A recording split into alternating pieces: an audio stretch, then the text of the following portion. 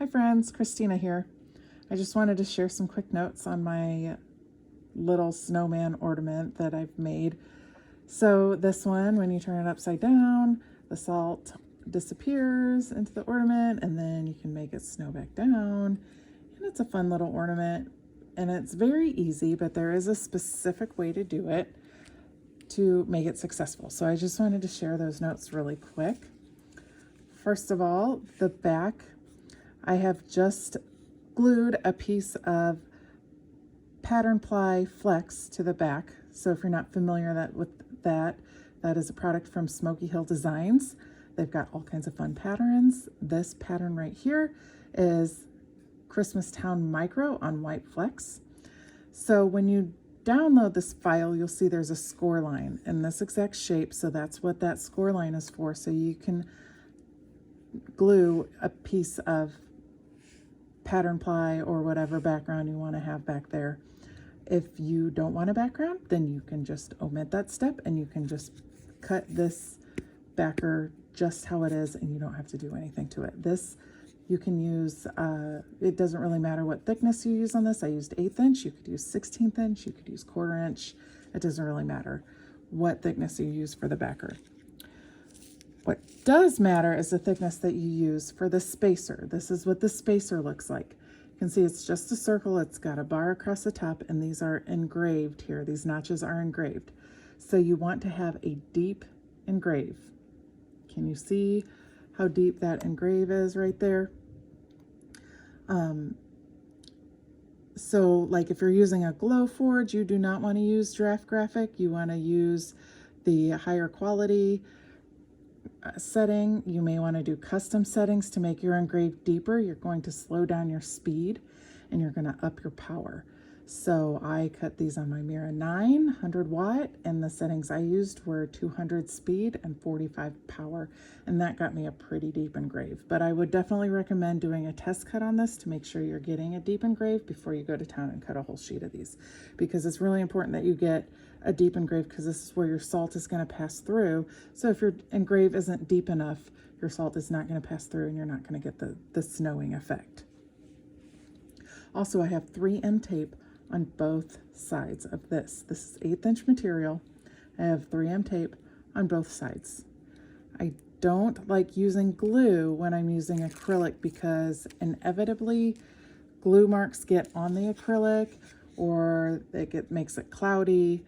I get much better results using 3M when I'm working with acrylic. So you're gonna, if you saw, I took the backer off and now we're gonna put this piece. You're going to use a straight line to kind of line up, make sure your lines are parallel so you can get that right exactly where it needs to go. Once you're happy with the placement, you can just press it down. Get it nice and firm so it's not going anywhere. 3M's pretty strong stuff, so you shouldn't have a problem. This is Echo Birch material and the 3M sticks beautifully to it. Now, if you're using a wood product, you might have problems with 3M if you've stained your wood or if it has some kind of coating on it. Sometimes people have problems with the 3M sticking, so keep that in mind. This is the Echo Birch from Smoky Hill. The 3M sticks really well. Okay, once you've got your spacer on, it's time to put the trees and the snowman in. So this is another important note.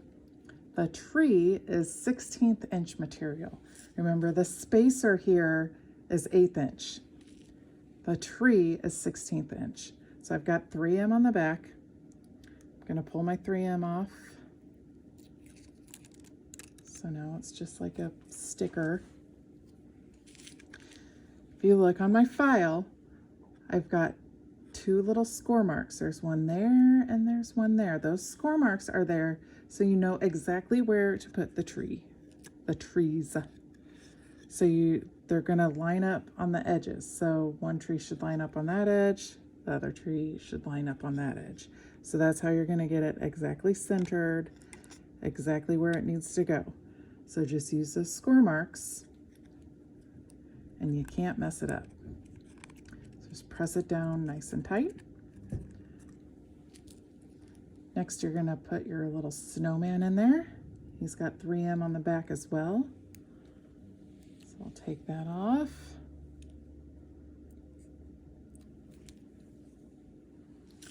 The snowman is going to go right in this little divot here.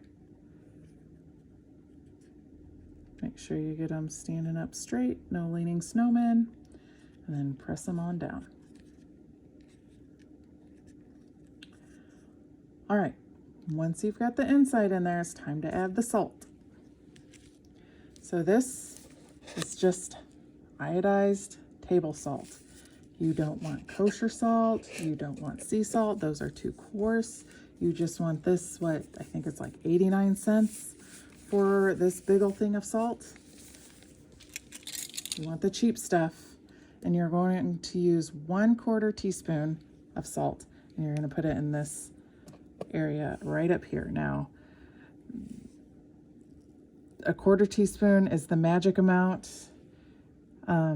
I just fill up the teaspoon. You don't have to worry about leveling it out or anything like that, but just use the measuring spoon, because if you get too much salt in there, you're going to want to go overboard, and then you'll have, you know, snow up to the snowman's eyeballs. And I mean, maybe you want that. If you want that, then do that. But I think the 1/4 teaspoon is the magic number that we have here. All right, now this is another important note. Before we go any further, I want you to see what happens if you skip this next step. So this is just my acrylic. If I take my acrylic, as you can see, there's 3M tape here. This was the middle piece that had 3M on both sides. If I were just to take this 3M tape off and stick on my acrylic, this is what's going to happen.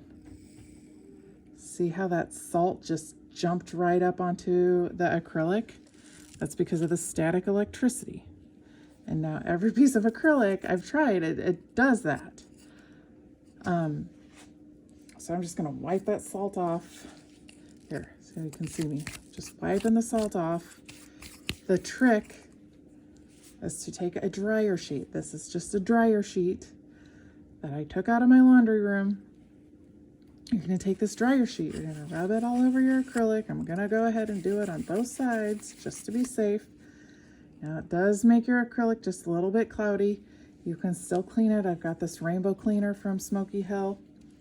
I'm just going to clean it off. I know it seems counterproductive because we just rubbed the stuff on it and now we're cleaning it, but this works. Just watch. This is the same piece of acrylic that you just saw all the salt jump onto. Rub it with a dryer sheet, wipe it off. Okay, now we're going to take off this tape. We're going to take off this 3M. Okay, there's 3M on these little notches here. Don't even worry about trying to pick all those off. It's going to be a pain in the butt. They're not going to hurt anything. It's not necessary to spend all that time trying to pick those little pieces off. But be careful taking this piece off because you don't want to knock your salt onto the 3M, because if you get a bunch of salt grains all over the sticky part, then your acrylic's not going to stick on. All right, this is the same acrylic that we just wiped with the dryer sheet. And look, the salt is no longer jumping onto the acrylic. We're just putting it right on there. You're going to press down super firmly.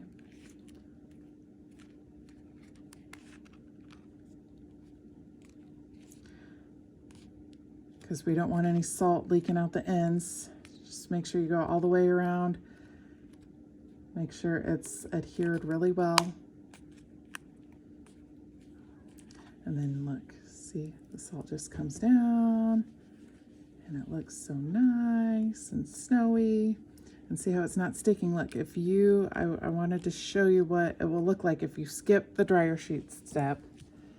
I have an ornament that I did not wipe properly. This one right here. Look, I didn't wipe it with a dryer sheet just so I can show you. See how all the salt is just kind of sticking to the acrylic? And you probably can sit, like I couldn't even get it sealed shut because the salt all stick to the end of it. So it's actually lost most of the salt. but the salt just sticks to the inside of the acrylic, and that's really not the look that we want. When you wipe with a dryer sheet, you don't get it sticking. See, it just goes in and out, and that's how you want it. Okay, the final step is to take your front layer. This layer you can cut out of 16th if you want. I cut it out of 8th because that's what I had. This is also Smoky Hills Echo Birch. You can use, you know, really any light wood. This is just a scored design on it. Take your 3M off and just put it back on the top. So that's gonna cover up, you know, the inside. So you're not gonna see that snow anymore. Oh, let's get it straight. And then just press it on. And there you go. There's the snow up there. And the snow comes down. And you can move it all around. The reason that you want the 16th inch on the inside for the trees is so you can get this, so the snow can come in front of it and it can come in front of the trees. If you used 1/8 inch, it would get stuck all up here, and it just, it wouldn't move around like you want it to. So that's why using 16th inch in there is an important piece. All right, hope you like it.